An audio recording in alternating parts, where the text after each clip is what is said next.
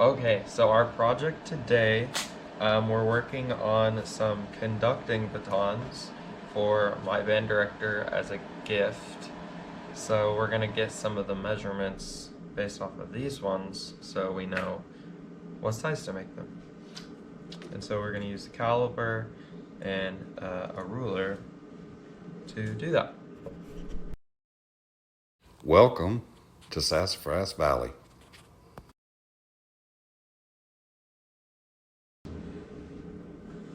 So I rounded up some wood, and this, I believe, is supposed to be rosewood, but I'm pretty sure that it's not. I think it is mahogany that's been stained. Okay, so we've got walnut, figured walnut. It's got a nice little flame figure up through here. Okay, that we can probably take a piece right out of.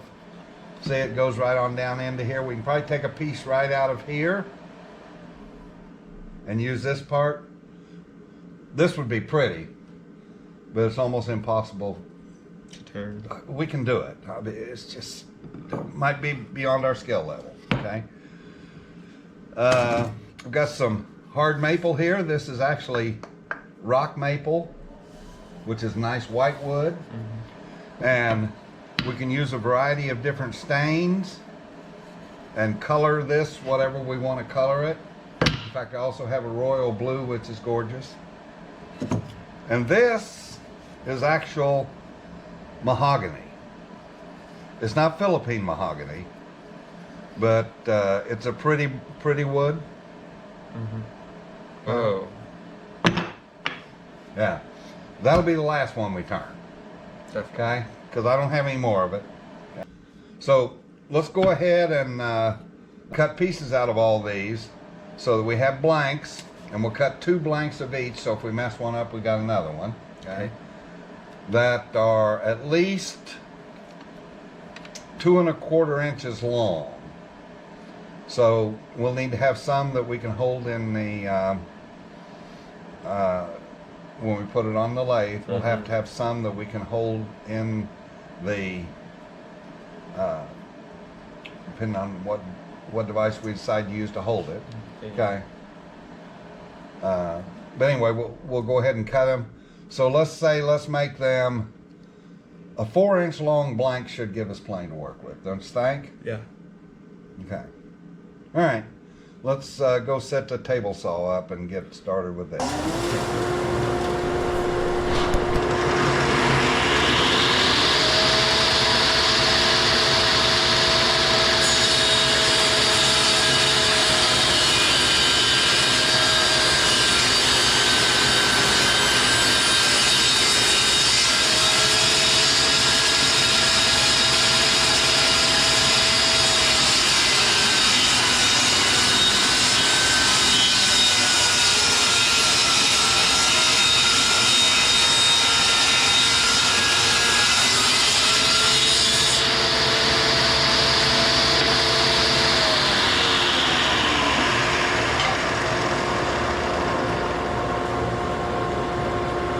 Going to want to make another pass, get this square. I guess it doesn't have to be perfectly square. We're gonna make it round. We're gonna make it round. Yeah, because we're going to take it to the bandsaw and make it octagonal. Oh, yeah. Because if you try and turn it like this, it makes a lot of splinters. Okay. So we've got 2 pieces of what did we say this Pear. was? Pear.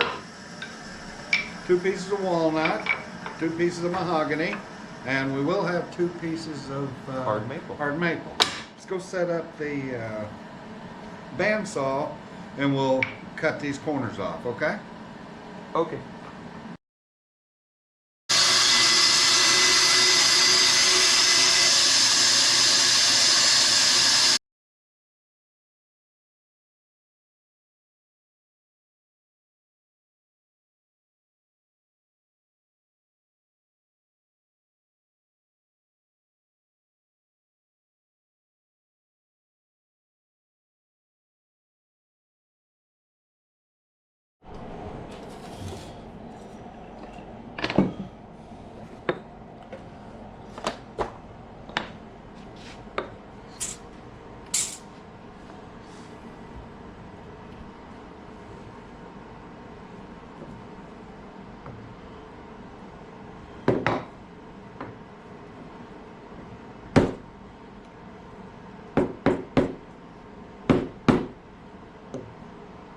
If you'll keep turning it, it'll make sure that all 4 of them engage.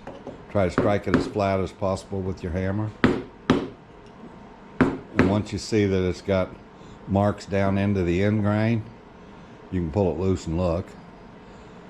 Did it make all 4 marks? Did it? Mm-hmm. Okay, that's good enough to start. Okay, because it will pull in a little bit tighter once we put it into the lathe.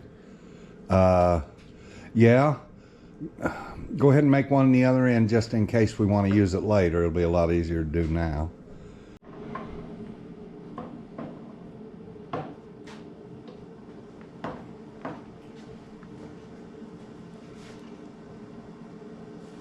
I'm going to go ahead and put wood in the fire. So it should be good now? Yep, should be ready to go. Now all you want to do is round it, okay? Okay.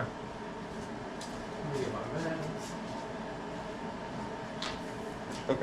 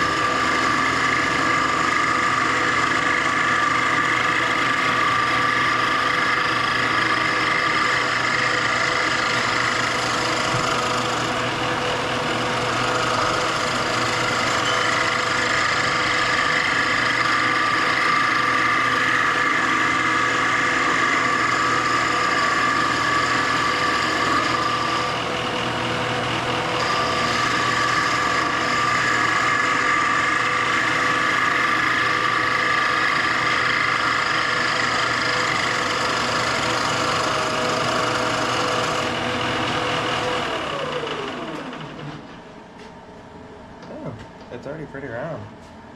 Okay, we'll go ahead and pump your speed up, make a nice cleanup cut on it. So to say, other than this Yeah. part, I might make One, another pass this here. is the end that has to go into the chuck, so it needs to be perfectly round on this end. So Okay. a little more cutting.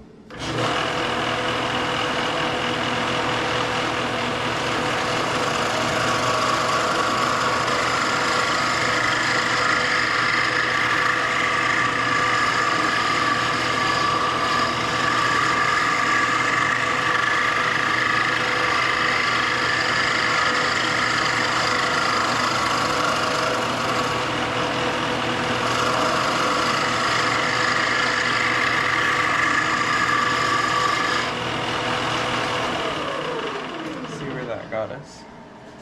Around? Just a little more. Like a Okay, teeny well, bit. remember, you not only want it round, but you want it straight along here. So Okay. any humps that you got in there, feel for them. See, there's a hump right in there. Right? Okay, try to work that out on this. Go ahead and turn your speed up. And then, To what? as much as you think it, so you can get a nice cut. Okay?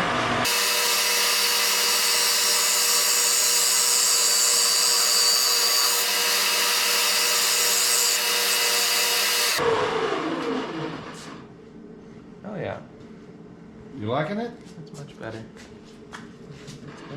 Got a little dab yet. Clean up. Oh, right here. Yeah, that's what I was seeing. Okay.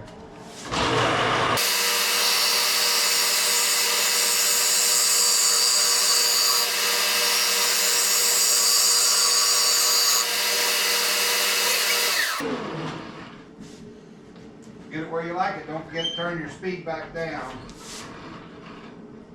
before you take the part off. Okay.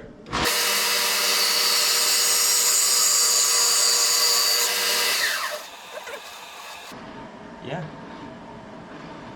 Okay. And then turn my speed down. Yep. I just go to D.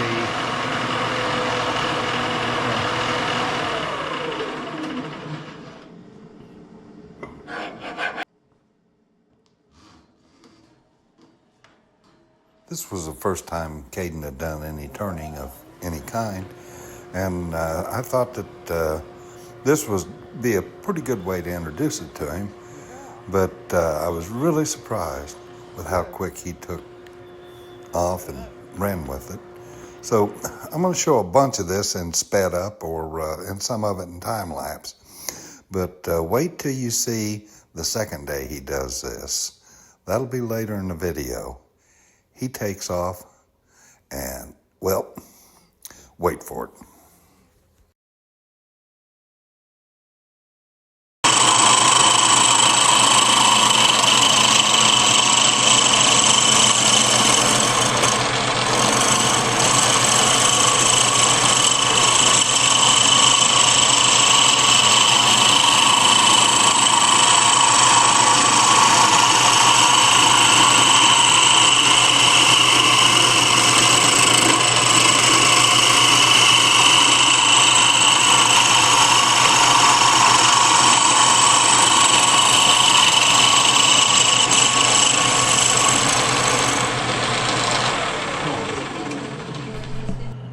So which fit? I'm going to guess, whoops. I think it may be bigger. I think that one may get it. I don't know. Nope. Yep. Okay. Loosen both of them while you're at it. And I think you can unscrew them by hand.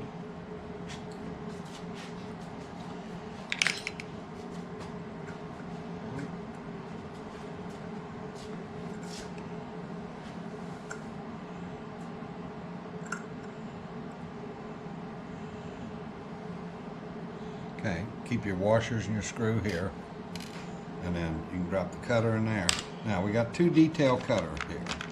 Now we got more than two. We got a flat cutter that we can use on the corner like this, or use it flat. But I don't think it's the one you want.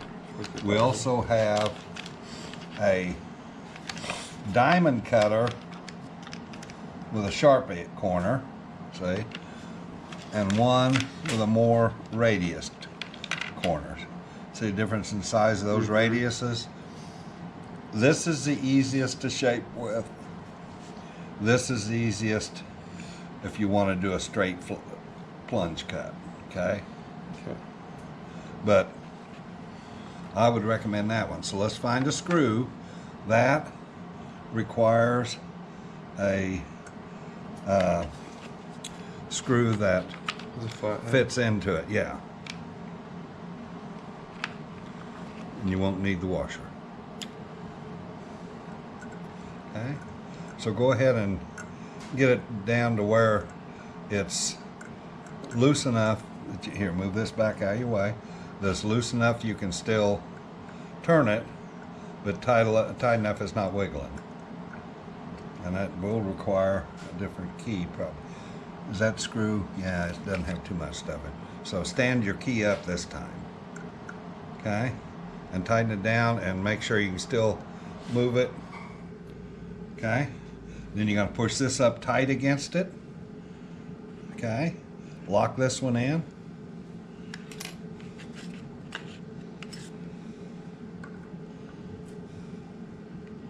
That will help hold it a little bit. All right? And then tighten that in. Make sure you do not tighten it so much you break it. It's a pretty fragile little screw. Okay? You're going to use that for detailing. Okay. So once you go grab the practice blank,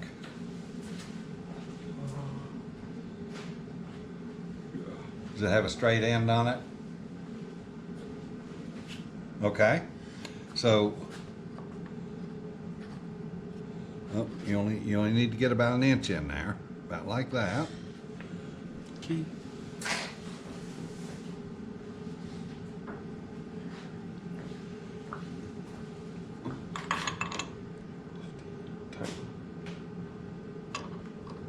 Squeeze it pretty good. Not so much to break the jaws, but does it sound pretty solid? Mm-hmm. Okay. And run it forward and see if that lines up with this. Pull it forward and see if it lines up with this. Yeah. Perfect. Okay. So, Do you want me to lock it? yeah, and it doesn't have to be real tight, just make sure it's snug. Now, you want to put some marks on there for the length that you want. These handles are going to be in the neighborhood of 2.5 inches. Yeah. So, put your mark on there. Remember, there's an 1/8 of an inch here. Okay. Now, here's the deal, is that you cannot cut against this. So I'm going to say that you're going to go from 1/2 inch to 3 inch and put that mark on your wood, nice and dark. Okay? Okay? So that's the area of the material that you're going to work on. Hold your pencil, you're going to need it. Now, turn this on and get your hand down here where it's real steady, and then you got to just touch your pencil to where that mark is. And that'll make it all the way around. That way it'll be a nice beautiful side of your way. Okay?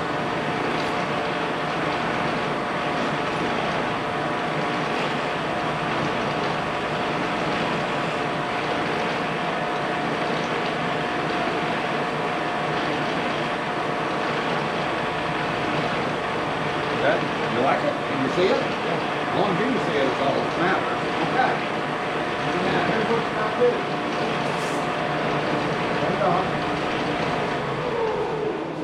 You know that where you're going to separate the part is going to be right here.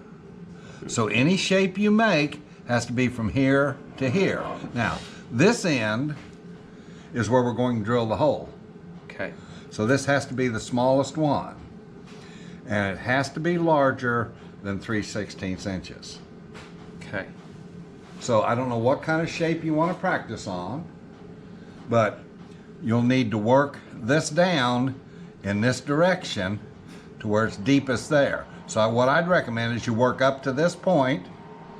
Go deep and then come back out. Okay. There's two ways to do, there's two ways to do a cut. There's a climb cut where you're going back up the material, okay? And there is a deep cut or drop cut where you're going down the material.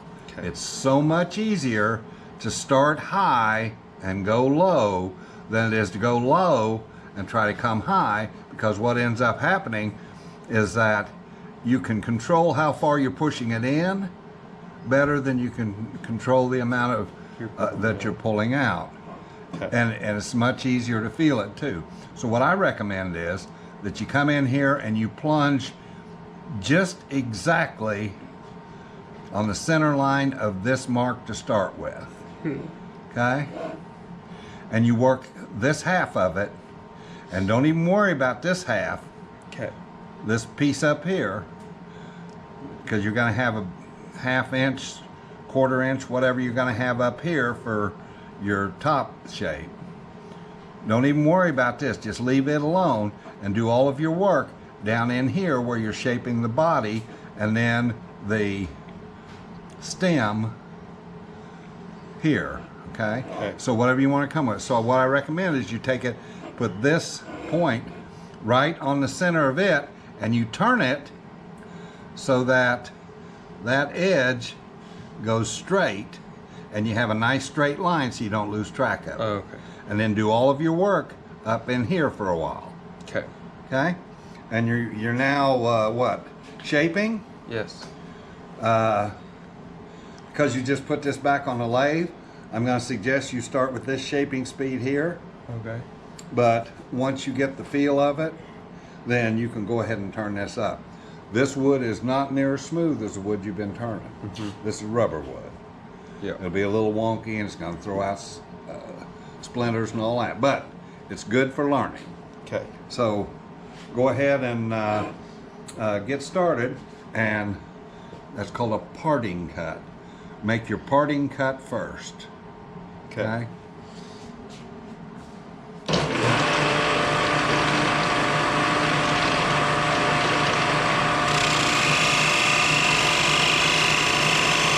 When you get so deep, you're going to feel it start to bind. Pull it back out.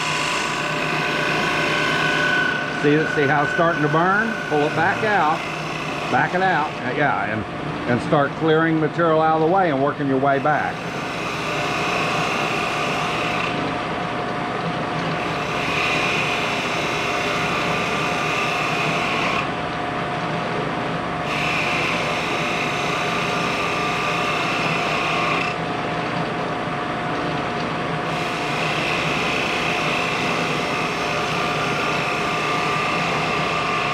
Go ahead and deepen your now, see, you've lost track. You're now not parting there. Get it so that it's perfectly straight in line wherever that is, and run it right straight down that same line. Okay? Don't go too far. Now, you're gonna work that down. So try, one way will work better than the other. With this cutter right here, it's a lot of feel. So try doing a diving cut down that. So start back here about 1/4 of an inch and slowly try, see how it's hard to do. It takes up a lot of material. Yeah. You can control pulling it toward you better than you can pushing it in. See how it tends to bite in? So now do a climb cut. See how much smoother you can do it? Because you got feel. Oh yeah. You got a lot more feel. Whichever one gives you the best feel for the direction, for the wood you're working with. Anyway, Okay. it's a lot of it's feel. Okay.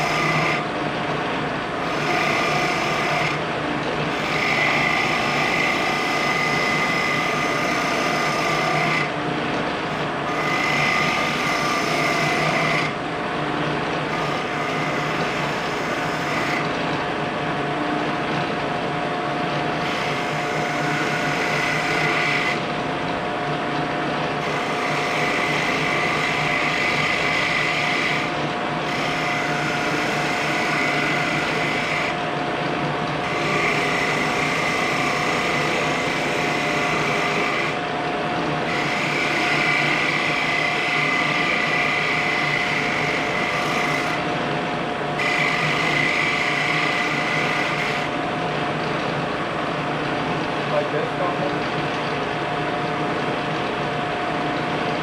I just going like the You just made a bead.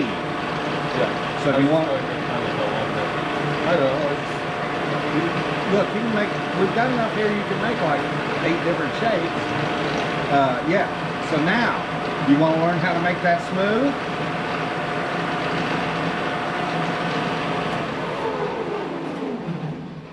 He's bumpy.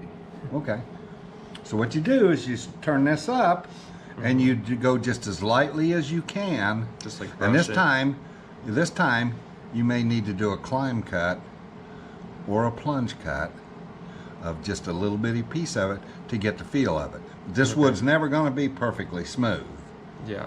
Okay. 'Cause it's so rough. But go ahead and turn this speed up, and I would say go up to at least 2 more speeds. Okay. Back up. There you go.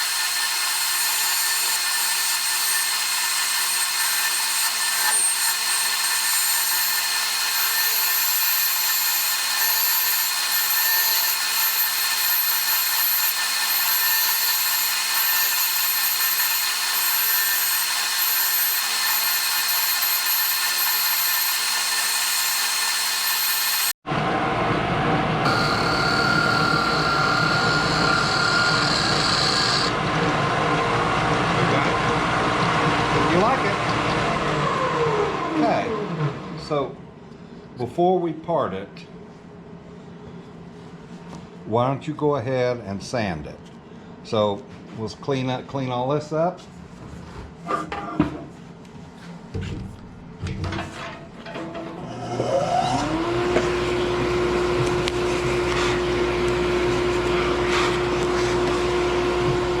take the cutter, get it out of your way.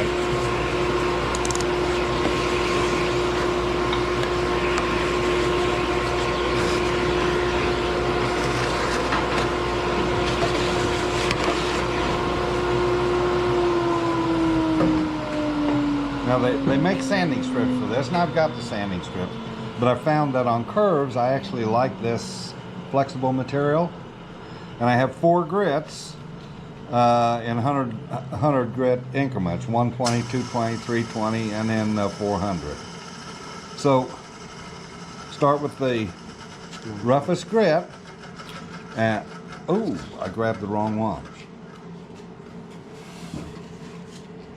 Yeah, this is a flexible one. It's just a different type of flex. Should we start with 120? Yeah, 120.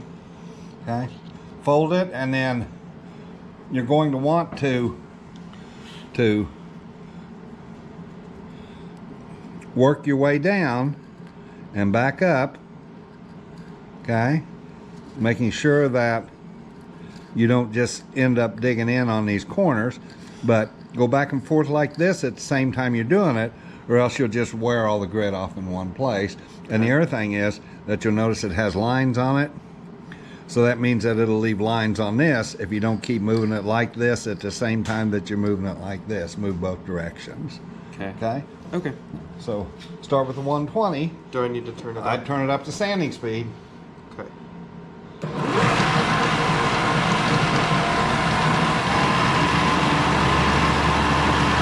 your hands away from this as you do it.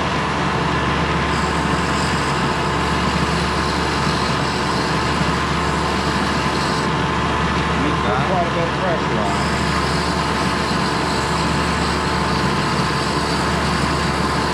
This is the one that you want to take the lines out of. So when you get to a place that has lines, work it more. Remember, move it left to right. So you can build it.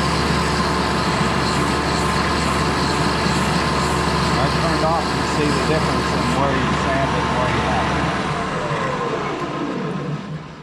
Oh, Okay. dang. Yeah, yeah. But it also shows your line. See right here? It shows where you've got gouge marks. Oh. Okay. So then you can come around from the other direction and work them up and down like this too, okay? Oh, okay. That way you're not just keep going down into the center. Okay. Okay? But anyway, it's a technique just like anything else.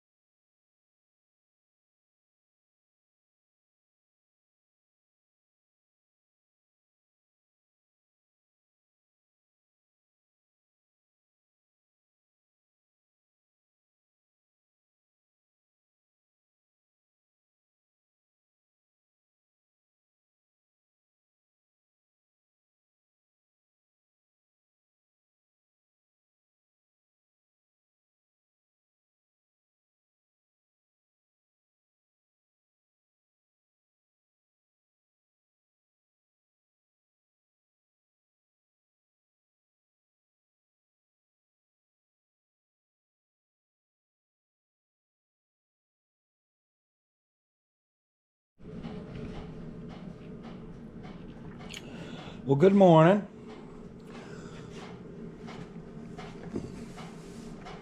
So, Kaden came over twice, and he'd never ran a lathe before. So I set it up for him using the duplicator option in a freehand fashion. He was able to make 4 different knobs for the conductor's batons. And here's how they came out. These are his own designs. And you can see that each one of them is different. Okay? There's 4 different woods here. There's mahogany, black walnut,